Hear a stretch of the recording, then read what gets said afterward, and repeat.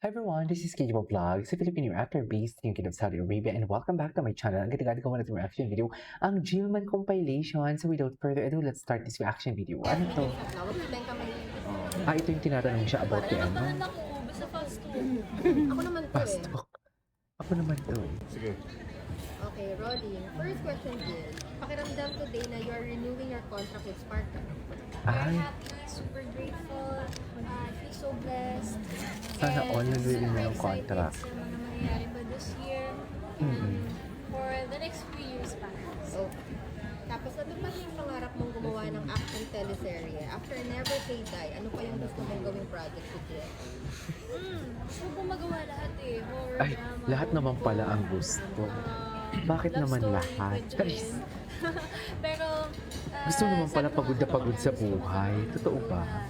isang character na may mental disability to help raise awareness. Na kapares ng problema ko. Pag masaya po, Oo. masaya din siya, ganun. So, sobrang close po talaga namin. And binavalue ko po talaga yung connection po namin. Did you expect Connections. na magkakaroon kayo ng connection? Ako po yung klaseng tao na hindi po ako nag-e-expect. Like, kahit sa project po ganyan, like, ito po yung abot kamay nung una po siyang in-announce sa akin. Wala po talaga ako expectations na marami pong manonood talaga ganun. So, kaya nga po exciting po yung buhay kapag hindi ka po nag-expect parang, ay wow, dito na sa harap po, parang ganun po. So, hindi ko po ina-expect. Kaya nga po parang mas iba po yung dating niya po sa akin. Mas, like, wow, ganun. From yung particular trait na nagustuhan mo sa kanya that na naging Kay Jeff, sobrang dedicated niya pong klaseng tao. Yung kahit nagtitaping po siya, he makes time po na pumunta siya sa gym. And sobrang humble po niya. Dito kasama mo si David Licauco. Yes, yes. Again, no? I mean, David Licauco. Maraming nagsasabi, is this a love team? Is this a love team? No.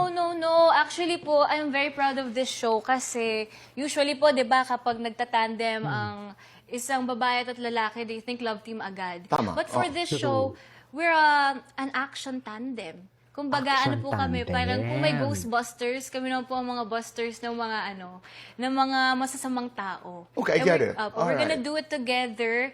So, ayun po, parang hindi namin focus yung parang kilig. Yung ganon. love angle. Yes po. For Oo. this show talaga, Okay. may bigger purpose po yung show. At saka it seems like you're creating or you've created that group, you know, that barkada. Apo, yes, Jisoo, yes. sila Rahil. And it seems like you're having a lot of fun. Yes po. Yes. Ganda. Ay, taray. Sana all fun. Charis! Ay, ano to? Bakit hindi man eh? Ano sinasabi ko?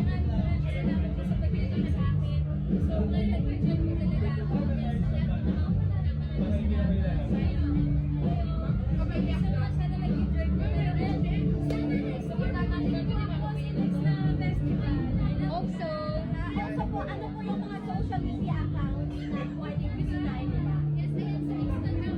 Ito yung paano nila. Balik talaga si Jillian, no? Negosyante na talaga siya, ma'am. Sinasabi ko sa inyo. Sinong nagpapakilig kay Jillian Ward Ay! ngayon? Ah, Nasa showbiz ba yan? Uy!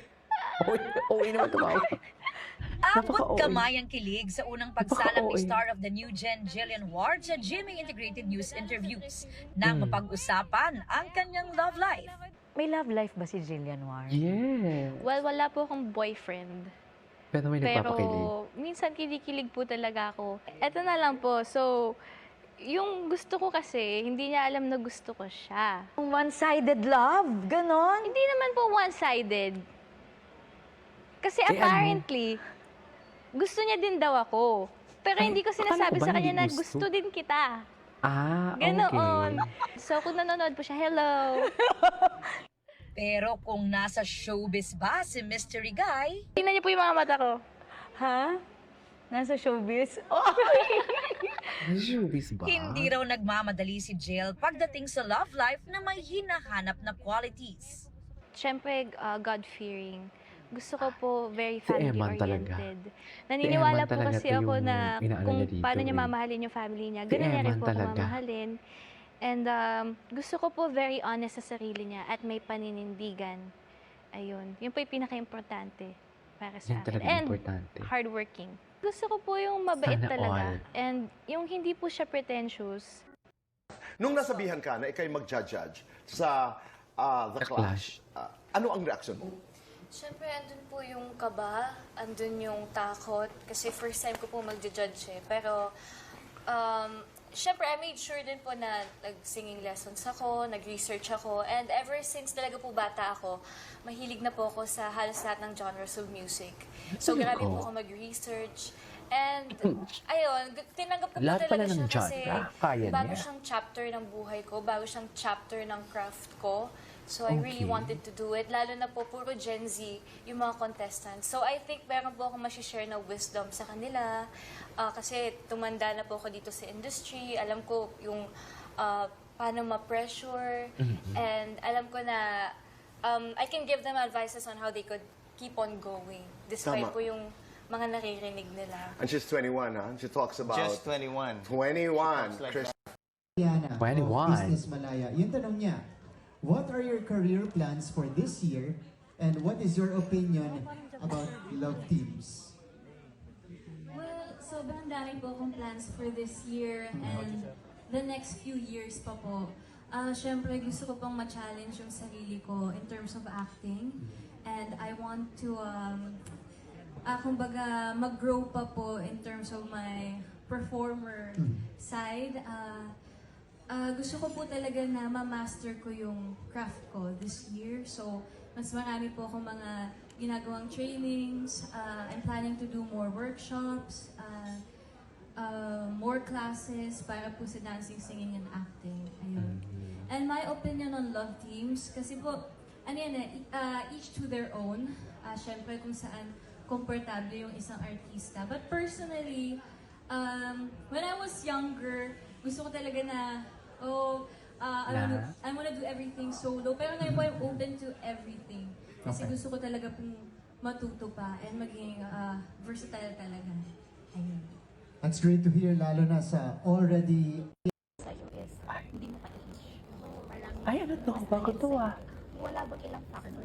Hindi na marinig. Sayang. Like yung family ko. And kayo talaga. Buong Kayo araw talaga. pinagtatanong sa akin about it. About Eman?